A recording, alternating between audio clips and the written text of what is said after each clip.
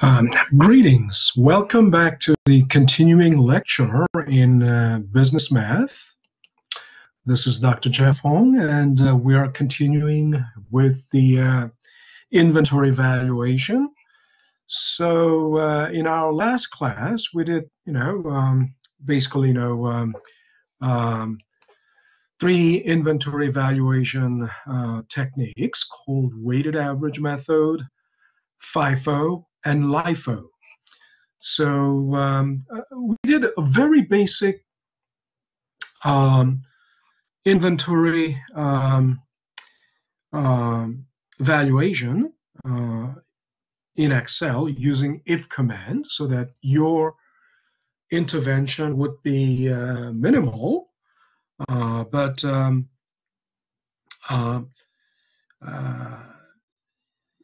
giving the if command, the Excel will automatically determine how much, whether it will have to split the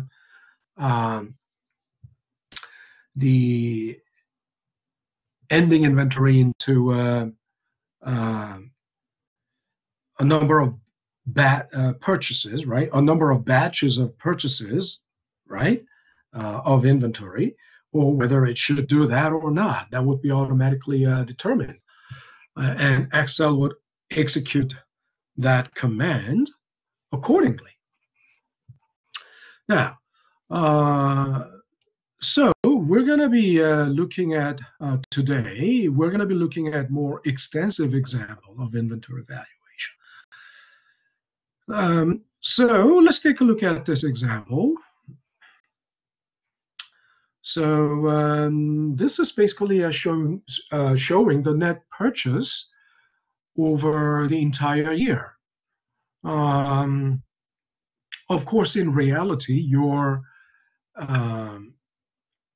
income statement or balance sheet or any financial statements are updated at least quarterly, so you wouldn't have this long, right, inventory purchase points.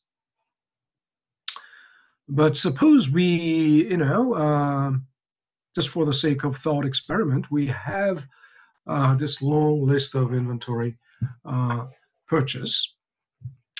And then, so by the end of the year, right, we have 52 units left in ending inventory, right? 52 units. So whatever it was, 7, 11, 14, I don't know what that may be, but it's not a very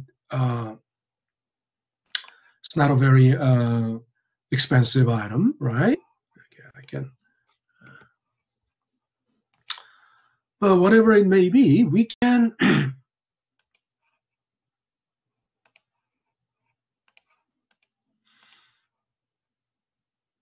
we can do it. We can value that inventory, ending inventory, right? With weighted average method, FIFO, and LIFO. You might wonder, FIFO and LIFO are already filled in. How come? I already, pre-built it in there, and it takes kind of it takes time. It takes, it's not an easy process. Because we have to go through a long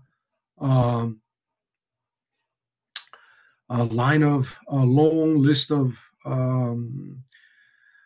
inventory purchase to actually, in this case, to calculate, to find LIFO and FIFO.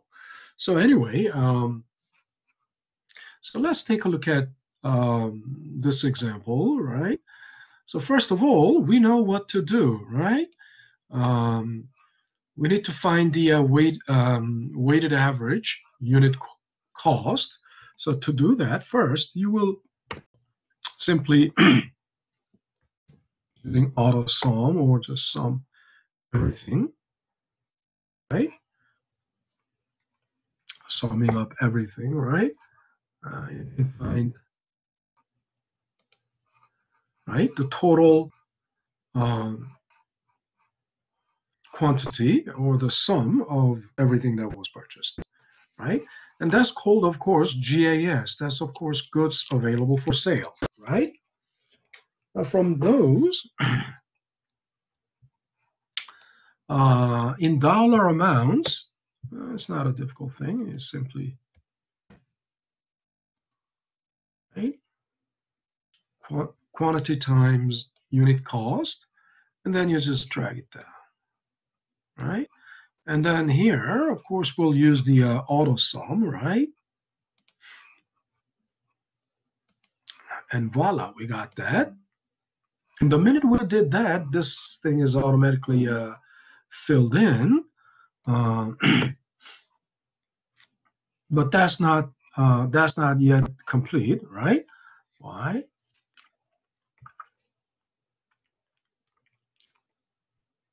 So anyway, so to find the weighted average unit cost, right? We'll divide this by this. And there you go. And these things,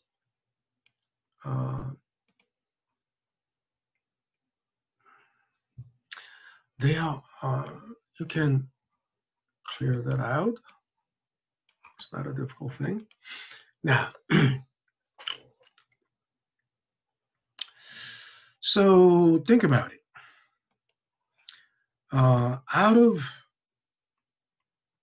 First we know how to find the weighted average, right? The ending inventory value by weighted average cost method, right? So all you need to do is, multiply this by this. It's not a difficult thing. Then the next.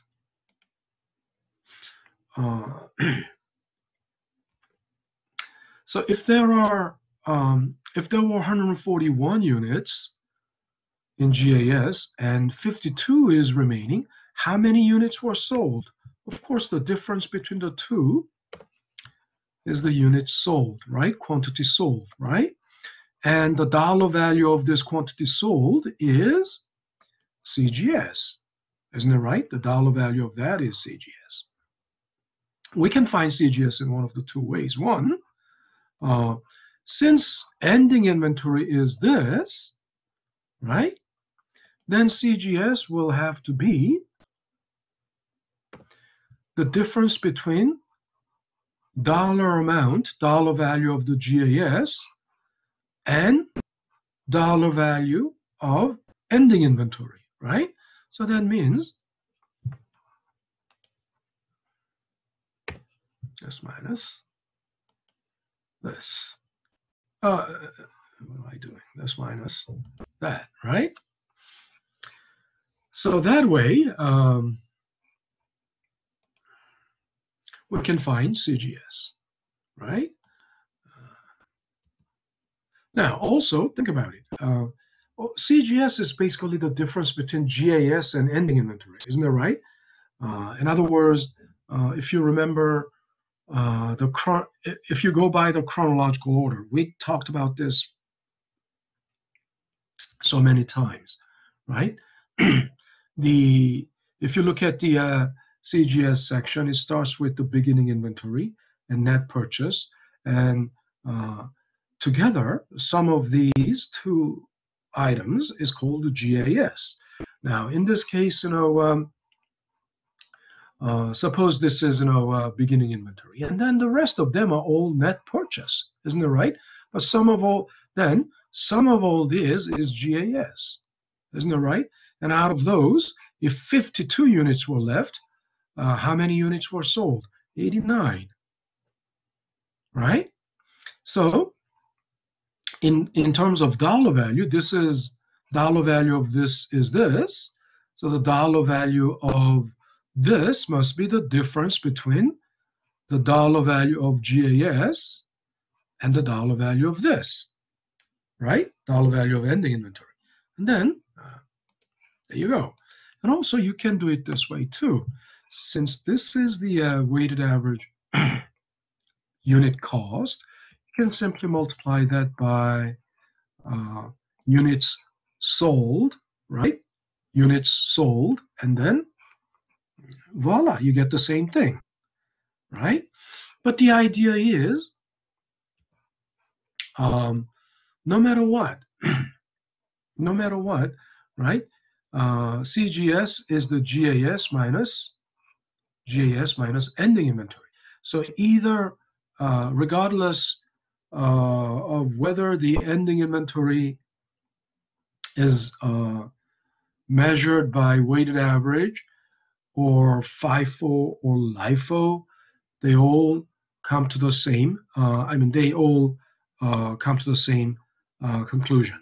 CGS is the difference between dollar value of GAS, right?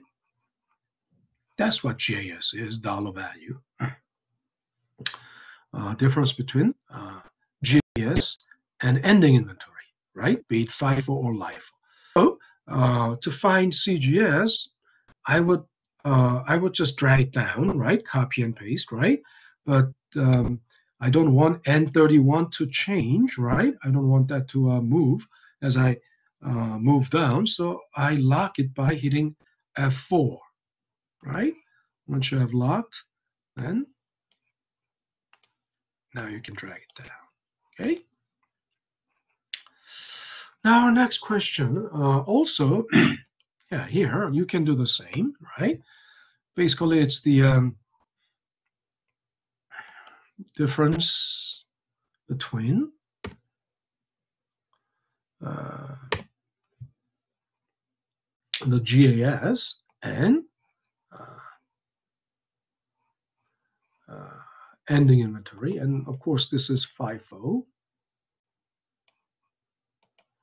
And so let me copy.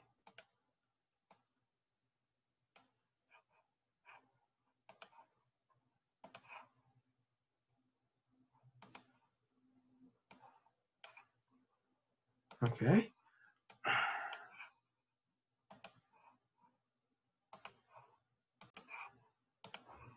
Now, then our next question. So why did I do it in three different, I did it in three different ways, right? You see, these are, you see LIFO and FIFO repeated 3 times, but every time it was done in a different way. First, let's take a look at this. Let's take a look at this first. This is what you can easily understand. First of all, let's see, L30. We know there are 52 units in the ending inventory, and from the December purchase alone, there's no way this 52 units could have come from December purchase, right? And even November purchase, they cannot make 52. It's it's just 50, right? Still, 2 units are lacking, right? Just from the sum of these two. So that means those 2 units came from this. But this is all, so you can tell, I will, first, multiply 18 units by December price and 32 units from November by November price, and the difference, right? Difference between this and the sum of these two, right, which will be 2, will be valued at September price. Okay, yeah, there's nothing wrong with that. That's correct. But then if you do it this way, then still it's you doing that. It's not the computer doing that. It's you doing that, right? So this is one way. And then also, let's take a look at this. If you use LIFO, right? How many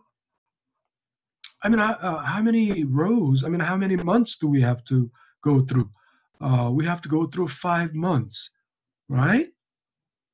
Because January purchase was only 7, so 52 come, it can't come entirely from January. I mean, you'll have to, if there is 52, then at least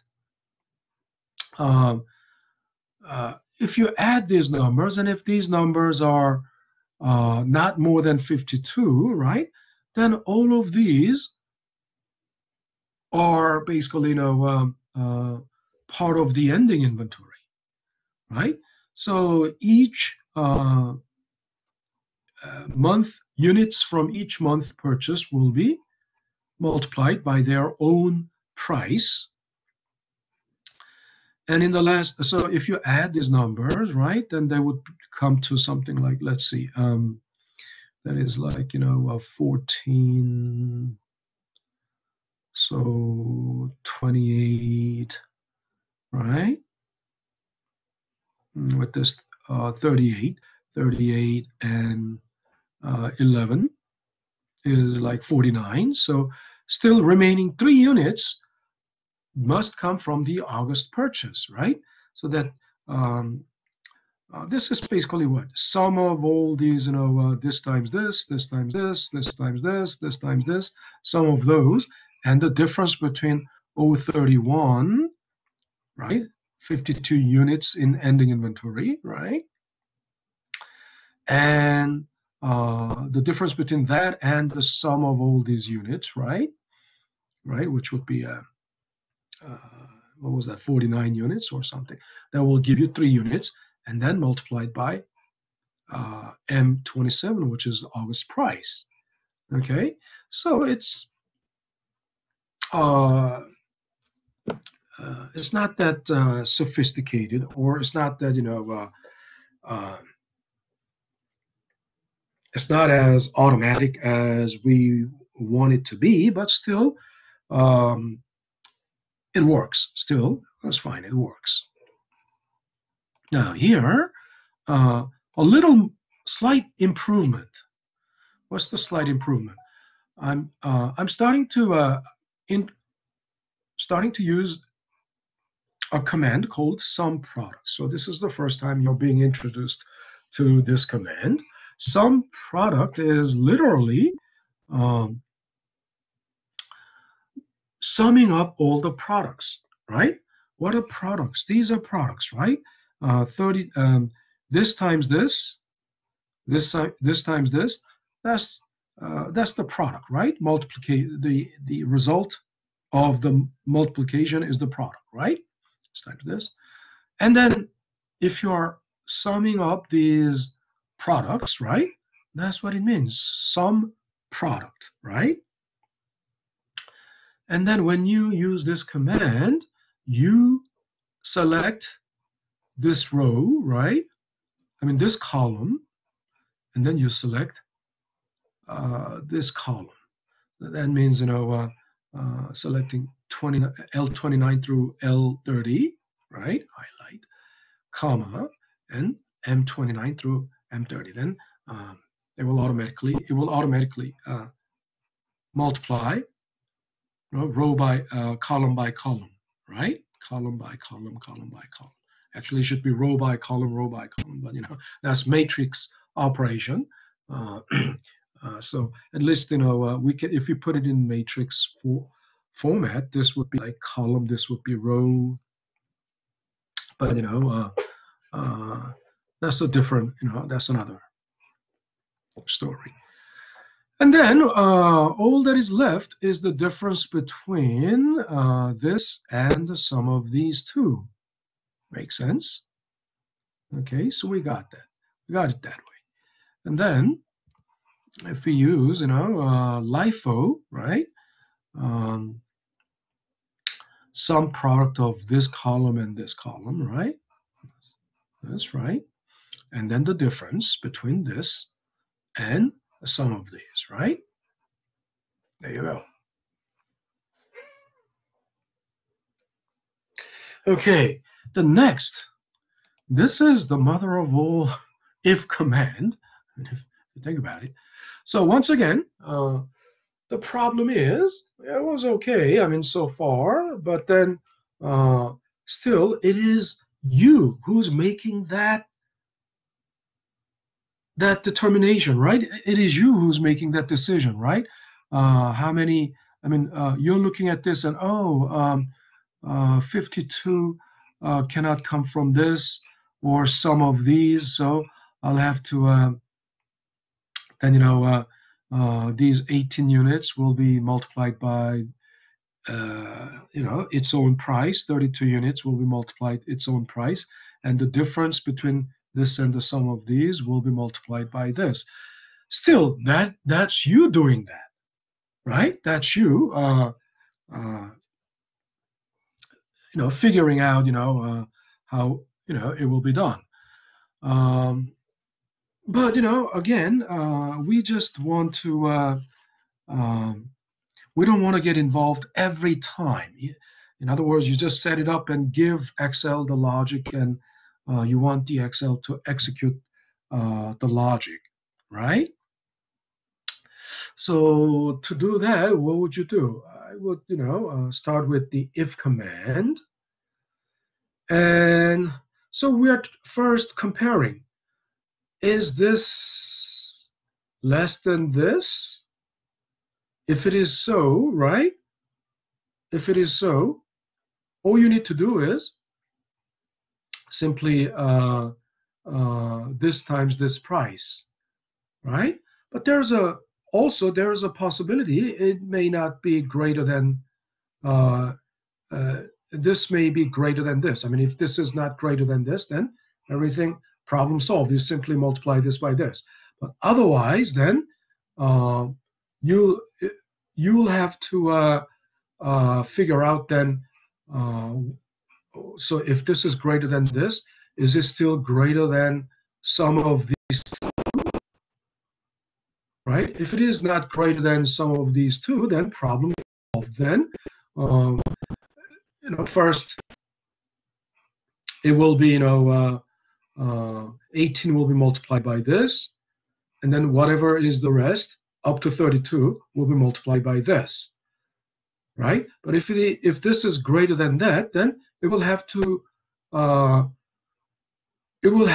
enter the next category. I mean, next price level. So then you compare. I mean, if this is greater than the sum of these two, then. But if it is not greater than sum of all three, right? If it is not greater than sum of all three, then everything can be helped. Everything can be resolved within these three rows, right? Within the three rows. So this is what it's, this is what it is.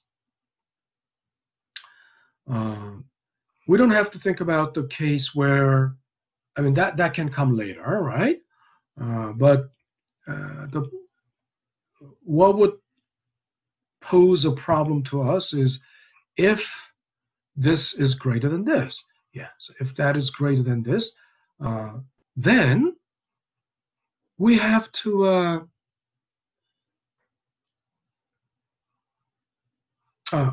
first, if this is less than this, right, then problem solved. If that is less than this, then all you need to do is O31 times M30.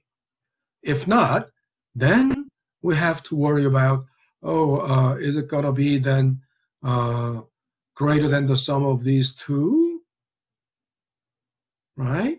If it is not greater than this, so, or less than the sum of these two. So if it is less than sum of those two, if O31 is less than sum of these two, then problem solved. All you need to do is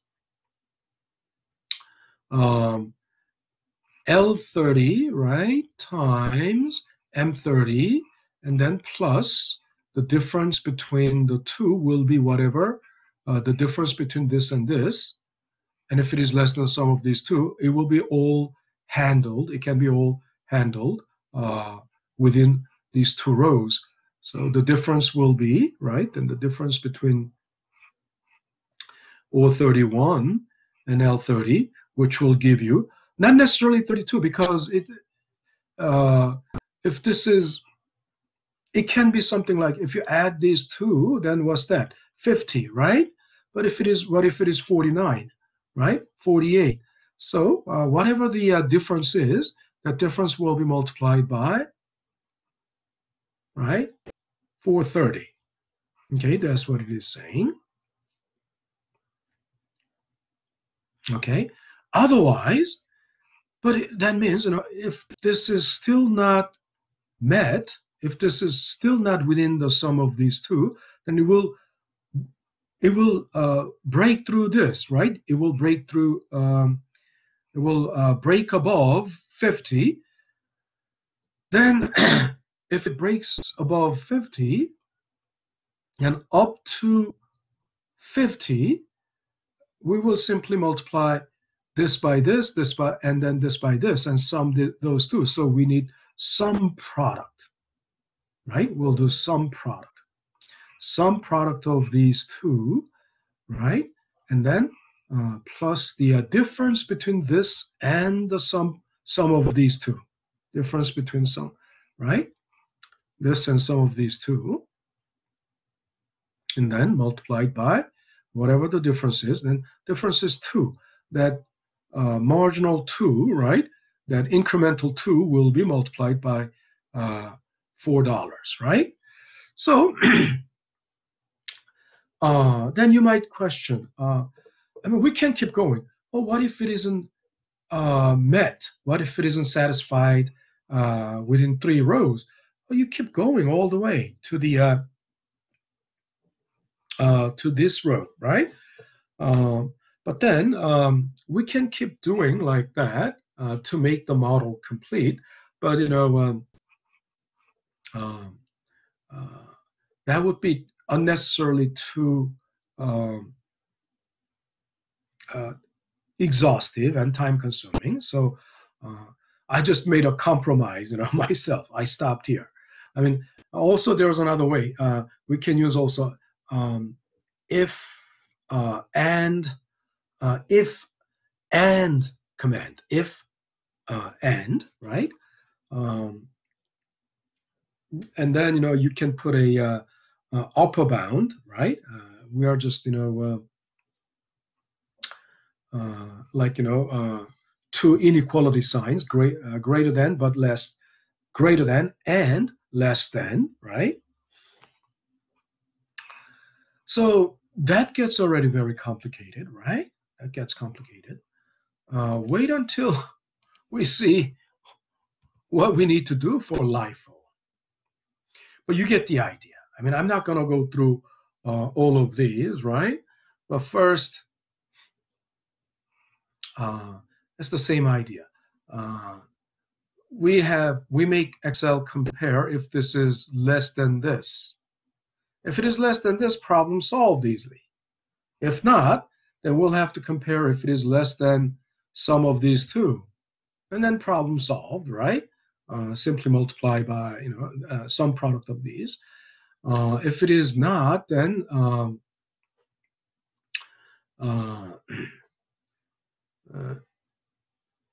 we'll have to check if it is satisfied within 3 rows, within 4 rows, within 5 rows. So if you go through all that, it's going to be a very exhaustive, but also very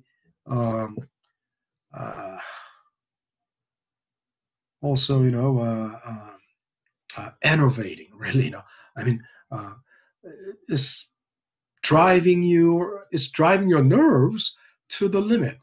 Why? Because as you add these commas and ifs, it's like branching out. I want to show you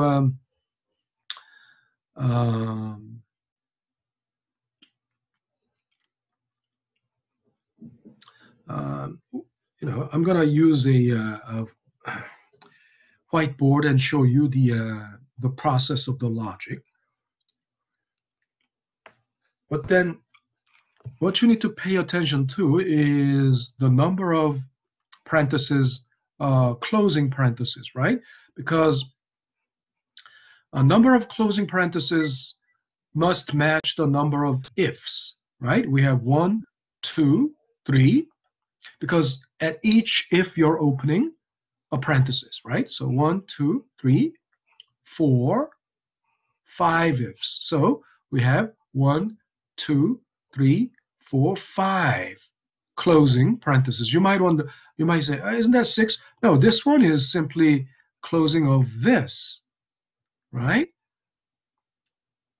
This parenthesis is simply closing of this parenthesis, right? So the outer parenthesis, total of 1, 2, 3, 4, 5, and they're all color coded, so you can match. Oh, this is black, so this is black, right? Next, this is purple, right? And then next one, it's blue, this is blue. Next one, next if, it's green, this is green. And then the next one,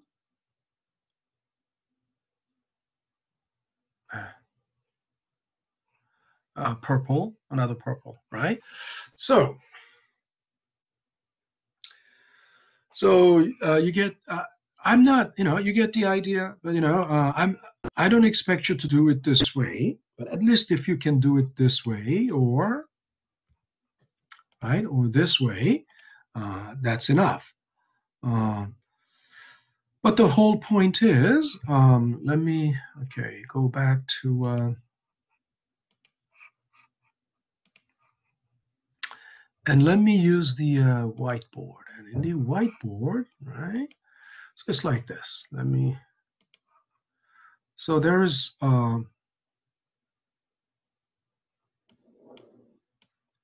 first if.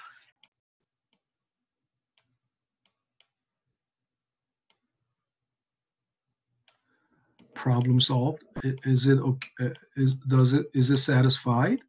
Yes. But then if it is not satisfied, there will be another if. Right? And in that another if, it can be satisfied. Is the condition satisfied? It can be yes. And if it is yes, it stops there. Right? If it isn't satisfied, then another if. If it is satisfied, yes. Then the loop stops there, right? If it is not, then another if. And then, is this satisfied? Yes. And it stops there. If it's not, it's going to start another loop, right? In other words, this is a kind of tree diagram.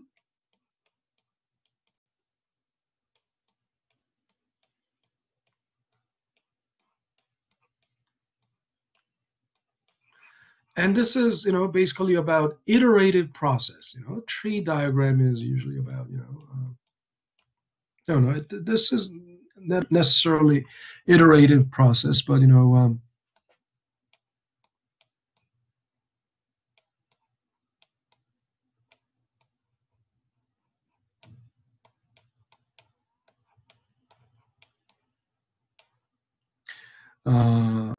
the iterative loop, or logical loop, reiterating, because this loop is, reiterating over and over. So there's another name for this.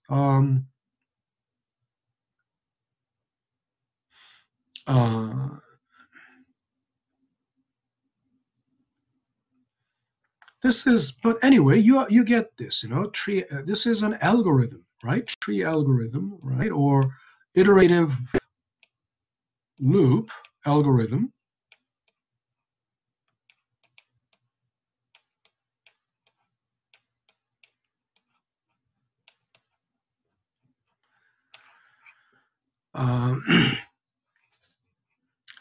But in other words, this is why. I mean, if you lay it out like this, right? there were 5 ifs, 1, 2, 3, 4, 5. I mean, in LIFO, right? Um, and you might wonder, so how far do we have to go? Look, we have, remember, to make this model exhaustive, we can go all the way up to um, how many purchases were there? How many during the year? There were like starting from January, but it wasn't every month, right? So at least there were like 8 or 9 or 10 purchases during the year, right? So the maximum number of the loop will be the number of uh, the purchases during the year, right? So, but once again, this example is just um, theoretical. It's just a theoretical exercise. Why? Because in reality, the operating cycle is, I mean, the operating period is what? A quarter, right? Quarter, right? So during a quarter, at most there will be like 3 to maximum 6 net purchases, right? So you don't have this kind of extensive and exhaustive uh, you know loop algorithm, right? All righty. So let me go back to uh, where's my okay. So let me go back to the slide. Okay. So suddenly you might wonder, oh, what is that? This is the PowerPoint that we've been using. See, the last example we did was this.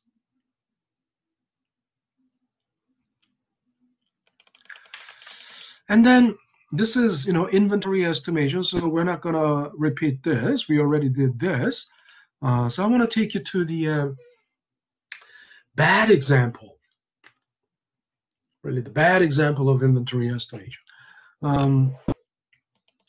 This is one of the, you will find this in the textbook. And I don't, the reason you think textbook is always the best. No, not for this textbook.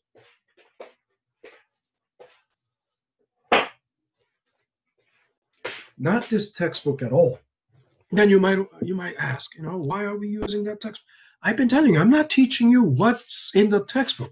I'm only using the data in the textbook, right? I'm using only the sample problems in the textbook. I'm not. What I'm teaching you is totally different from what's in the text. And what the textbook is using the pencil and paper method. And I've been telling you, don't do that. Don't follow it. And still, despite my repeated warnings against following what's in the textbook methods, right? In homework 2, a lot of people did, the table method. You remember that? What's table method? Interest factor table. And I've been telling you, interest factor table is so limited. It's got so many limitations because it's missing a lot of values, right? I mean, interest factor table is not exhaustive because the interest rates and time are just limited. You have like for interest rates at best, first decimal point. You have only first or second decimal. There isn't even second decimal uh, because it's going to be, then the table will have to be like 100 times what it should be, what it is. And as for the time period, uh, N, it's got the maximum of 30.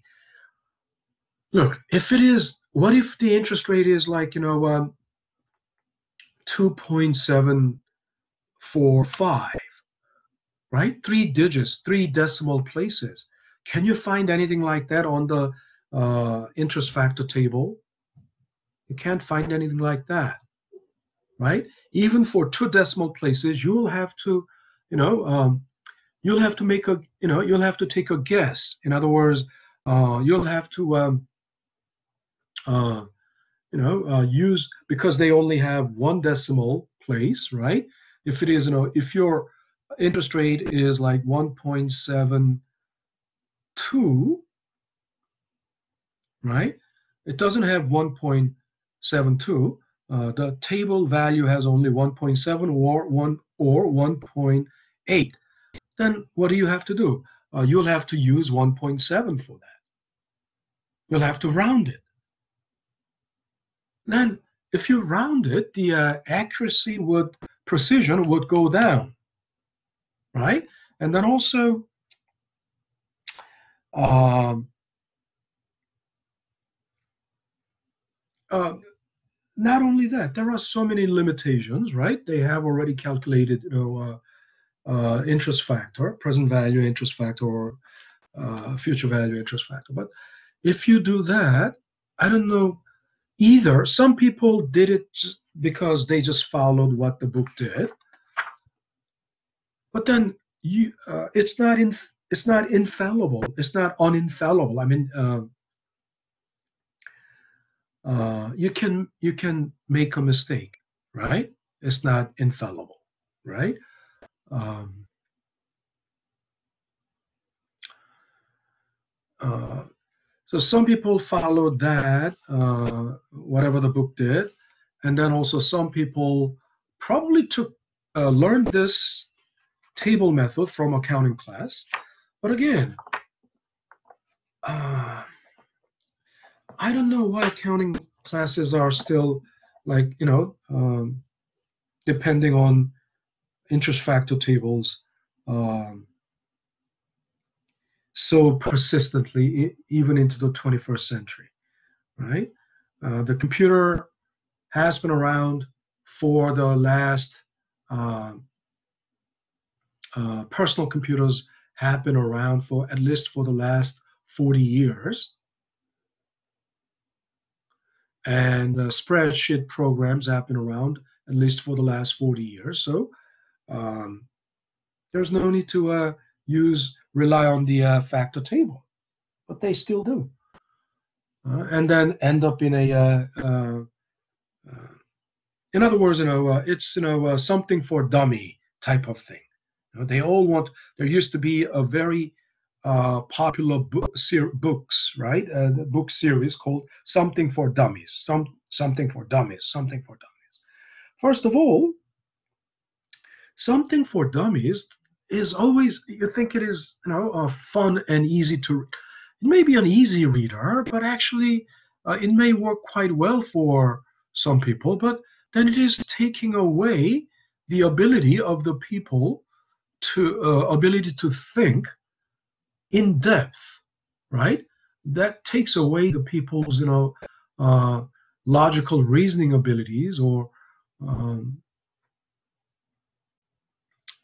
analytical reasoning abilities, or critical thinking abilities. They think everything is like a manual, just follow the manual.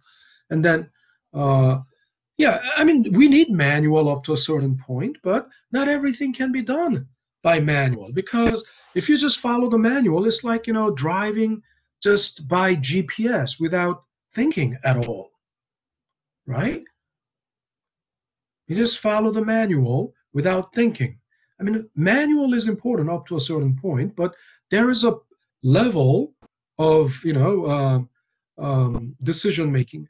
There is a level of thinking, or level of, problem uh, solving, that requires your ultimately your logical reasoning, right? You cannot simply, follow the GPS. I mean, if you're driving, you can just follow GPS, because driving doesn't require that much, planning, or I mean, it's just down to simple, motions, right? Um, but again, even when you're sometimes, even when you are following GPS, you probably have encountered the situations that the GPS was uh, delayed. The prompt was delayed, so um, you're already at the intersection, and then it says, make a right. I mean, then you are halfway through the intersection already, past the intersection. You cannot make a right there. And if you're following the delayed prompt from the GPS, then you make a right turn after passing uh, crossing the intersection. Then what would you do? You will, swerve into the sidewalk, right?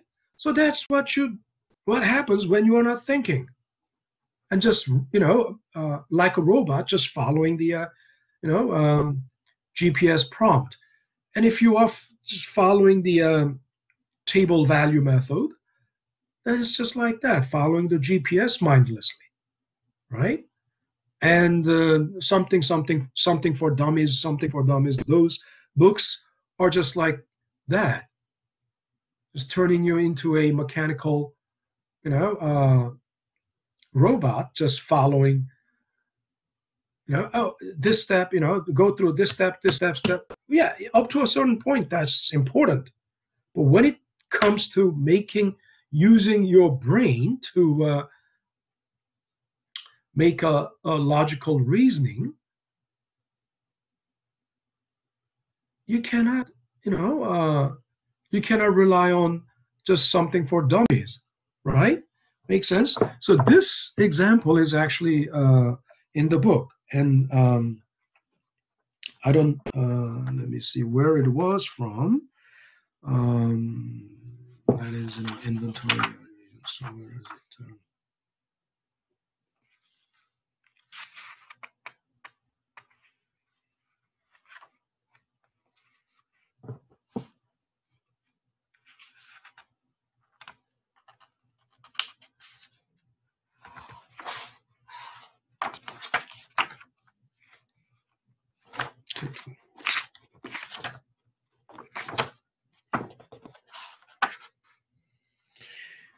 Okay, inventory, chapter 11.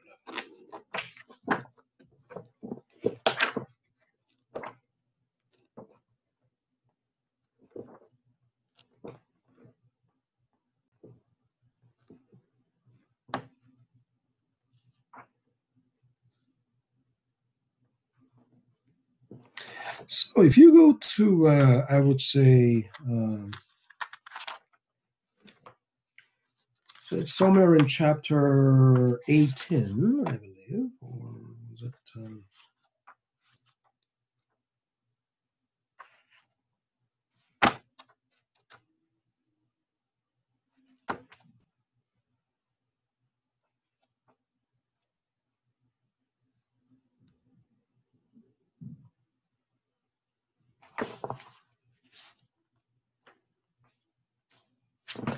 And I can't exactly find the page number, but it should be, it's inventory chapter, right?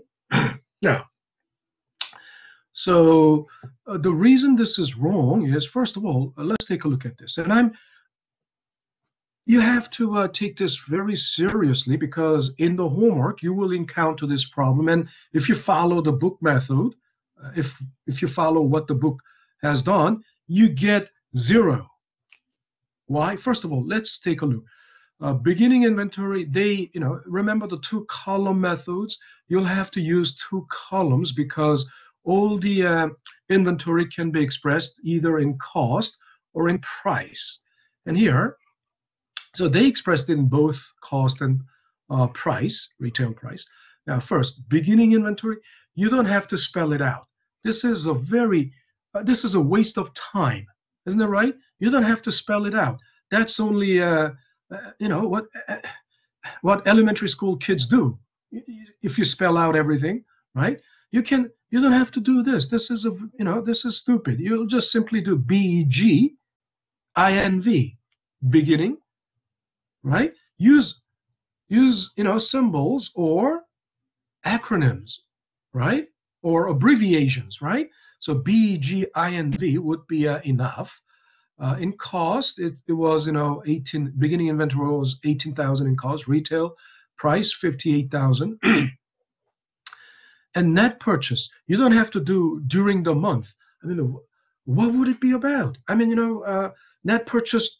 What net purchase during which period are they talking about? Huh? Wouldn't it be obvious during that operating period?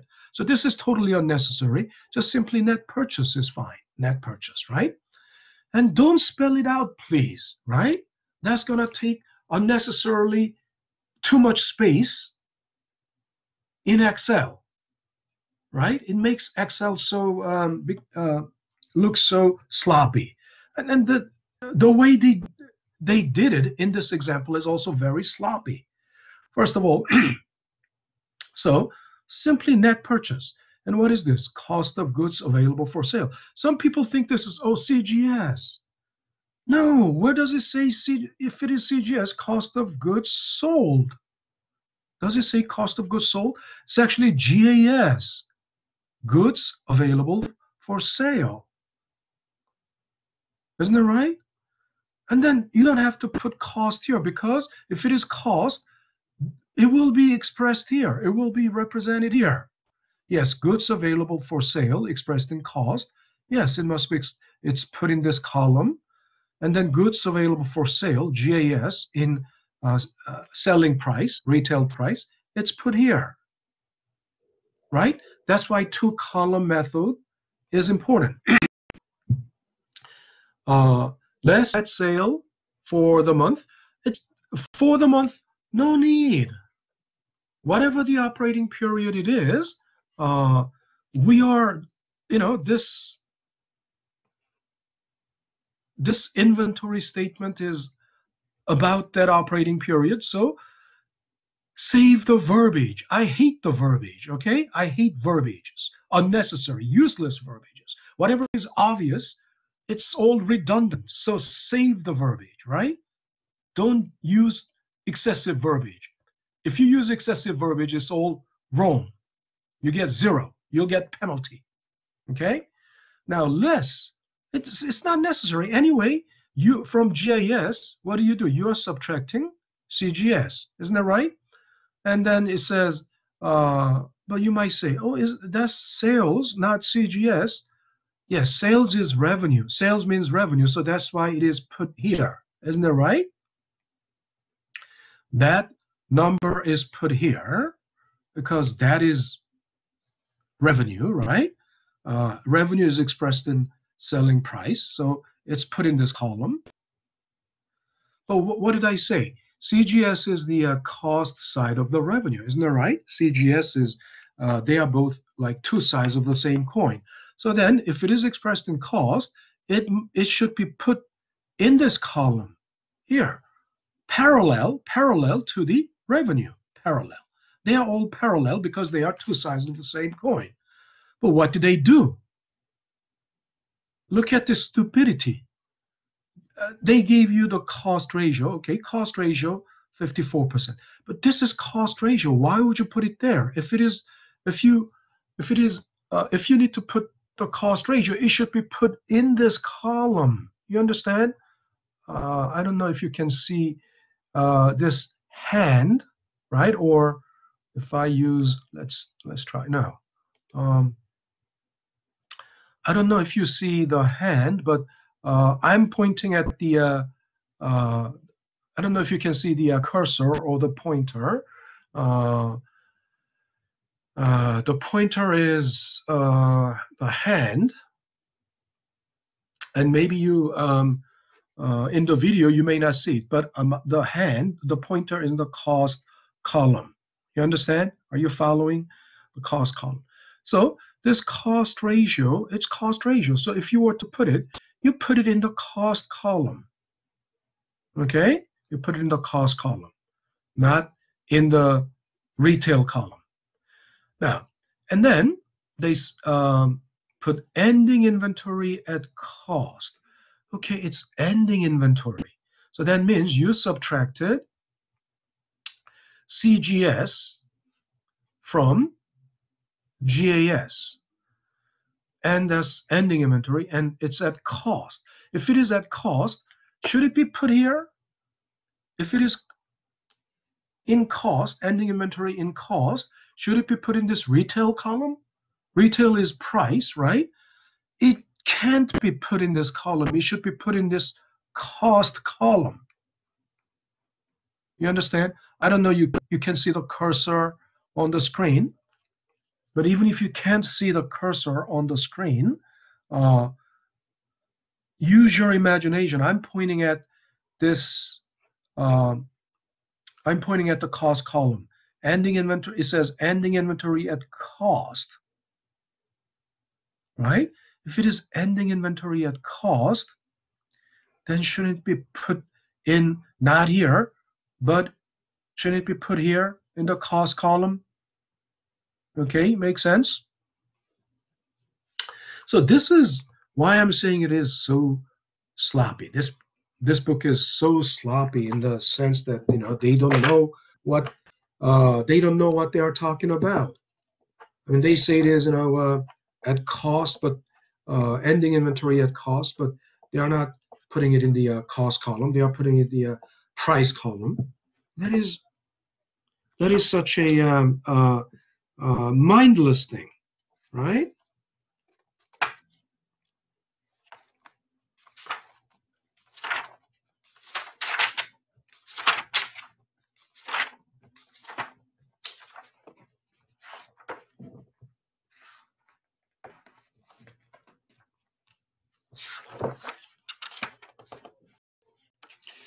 So, and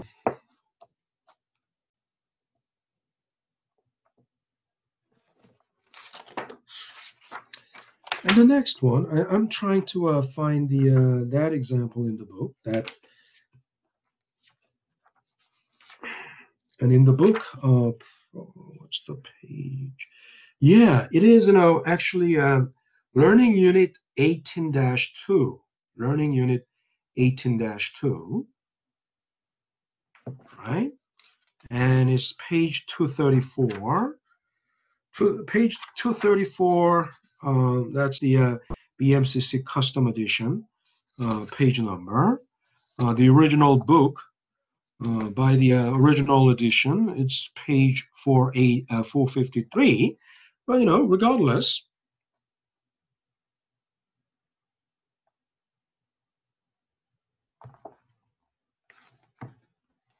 if you look at that example, right, in the book, the ending inventory at cost, how did they find this number? They did it cost ratio times ending inventory in retail, which is, you know, $70,000. And if you multiply that ratio, cost ratio, by that, then you would come to this number. But then 70,000 should be placed in the retail column, 70,000, right? Yeah, as ending inventory at retail. That was given, right? And then you don't have to put, again, you don't put this here, not only in the retail column, but you don't need this extra line. You understand? Let me, if I highlight, oh no, I cannot highlight it like that. So what should I do? If I highlight it, you see the highlight, I'm highlighting it, right? I'm highlighting it. This ending inventory at cost, right? It doesn't need to be here. In other words, this is redundant because this line, you don't need this extra line. Why? Because you have already ending inventory here. And retail value of ending inventory is here. So cost, ending inventory at cost, must be parallel. It must be put here, right? This number should be put here. You understand? This number should be put parallel to this. You understand? So this is how this is how stupid, what a stupid job they did, how stupid a job they did, right? Very stupid job. Now, number two, if you go to number two, again, the same problem. Uh, you don't have to spell it out. You just, use acronym BGINV, that's enough. January 1, that's totally unnecessary because, uh, uh, January 1 is the beginning of the month, then and estimated ending inventory January 31st, ending of the month. So why do you have to? I mean, if this is a monthly statement, right? Unless you are really, sorting or organizing, January, February, December, 3 months statement or 4 month statement in order. Um, you don't have to do this, right? Or if you have to put calendar date, uh, make another column, extra column here, and put a calendar date. But there's no need to mix the label with the date, calendar date, right? Again, BGINV, that's enough. And net purchase, okay, once again, I'm talking about this B. And then in retail, they expressed it in retail, right? Okay, net purchase was retail. And then it says cost, that's goods available for sale. Don't get misled by this. No matter what it says, this is GAS. And GAS in cost, if you want to say that's GAS in cost, put it here, right? And the interesting thing is, they put all these things in price column. So then if it is in price column,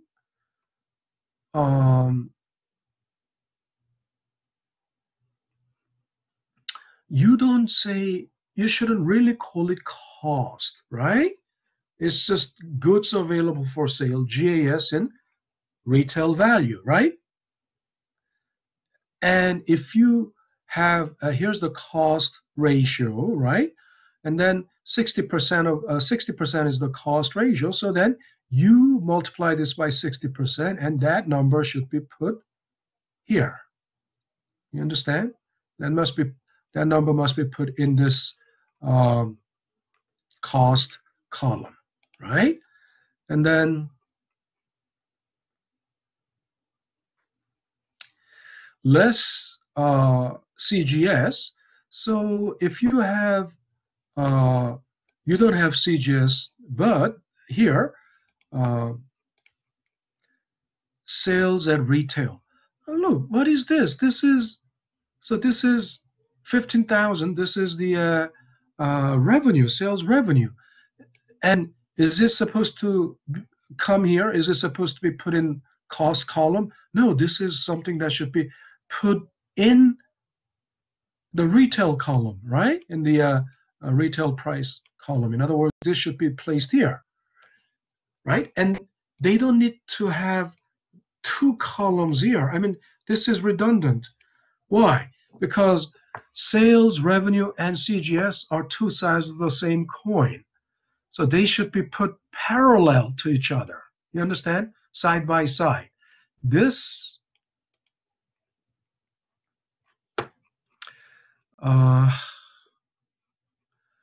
this 15,000, right? You see this? This 15,000 must be put. What can I? This 15,000. This 15,000 must be put here, right? This 15,000 must be put here. And then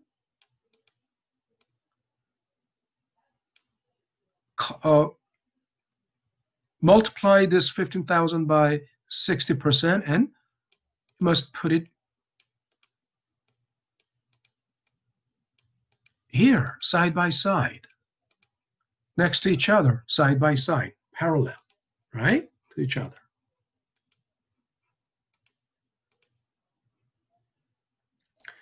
And then estimated CGS.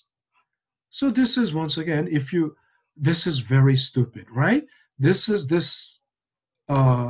very stupid and very sloppy. This 9,000 is the CGS. So this is the number that should have been put, this 9,000 should have been put here, right? This 9,000. So 15,000 times 60% is 9,000. And this 9,000 should have been put, side by side, right? Put here. That says, cost of goods sold. They calculate cost of goods sold, and why do they put it here? It should be put.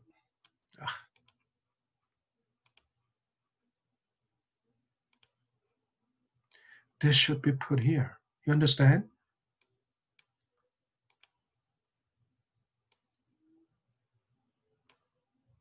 Right? This 9,000 should be put here. That's CGS. This is where CGS belongs, right? And this is the revenue, which is the other side of the coin, the flip side of CGS. It should be put here. Make sense? It should be put here. And then estimated ending inventory then.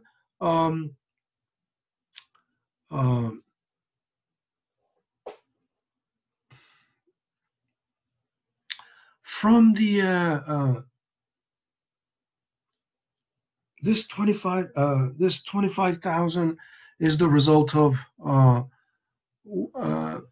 this is the result of what? From GAS minus CGS. And think about it.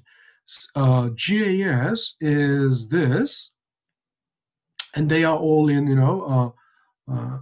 if they are in cost, right? Because this is the cost, right? And so all of this must be,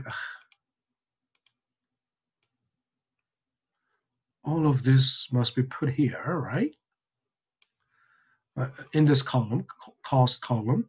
And then from 34,500, right?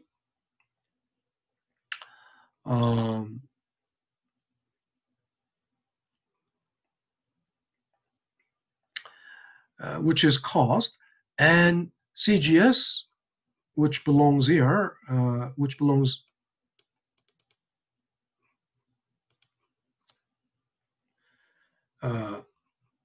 think about it, 34,500 minus, that is cost, right? This minus 9,000, which belongs here. Then the result is 25,000. This should be, again, right? This 25,000 must be put here, right? In this column. You understand?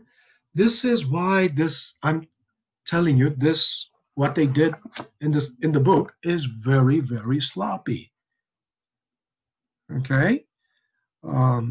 Anyway, so you will find this problem in the homework 4, and despite all this emphasis on two-column methods, if you still do it like this, what the book did, of course, then you don't get any credit, right? Doesn't matter. I mean, it's not the number. I mean, you can number doesn't matter. It's the logic that matters. It's the structure that matters. It's the system that matters, right? If you do it like this, then you'll get a penalty. You don't get 0. Not only that, plus you'll get penalty for sloppiness. Okay?